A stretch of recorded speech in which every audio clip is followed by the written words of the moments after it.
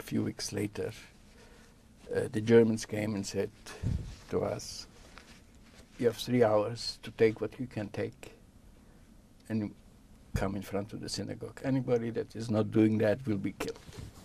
So the whole village assembled in front of the synagogue. We had exactly 3 hours to take what you can take, and you left the home, we left the home.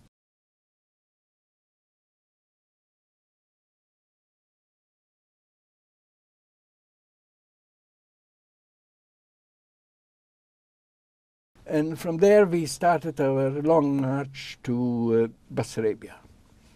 It took weeks. We went to a camp called Chernivtsi in Bessarabia. Practically every night when we arrived to a certain spot, they were taking away the men, dividing the men from the women. And of course threatening the men to kill them unless they supply them with a certain amount of monies. So everybody was panicking, and somehow money was provided, and they were released. But this happened at least between Snatin, between the border of Poland to Chernivtsi, 3-4 times. We stayed for a couple of months, I would say, until they started the march again to the Dniester, a place called Ataki. And there, within 2 or 3 days we stayed there, they put us on barges at night. And so we crossed the Dniester at night. Big panic because they loaded the barge with a lot of people, and some people fell down into the Dniester, and nobody stopped to take care of them. And I don't know how many, but there were quite a few. We are arriving on the other side, which was Mogilev. They didn't want us, so they sent us back. And back we arrive in Ataki, and this next night they send us back to the other side.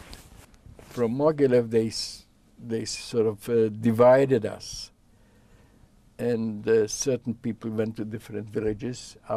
We were marched to a place called Kopaigorod.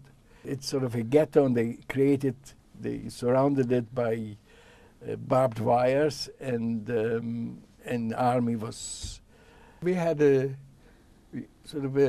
room probably about the size as this room here.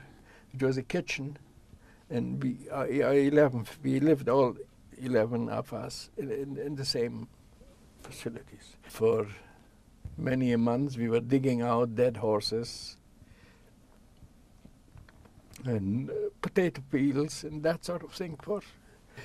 The way we survived food, for instance, I used to go begging, and I as it happens, I was a blonde boy, and I didn't look very Jewish.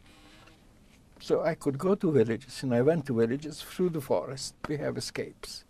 Through the forest, I used to go every second day begging for food, and I used to bring home all sorts of whatever they were generous to give me.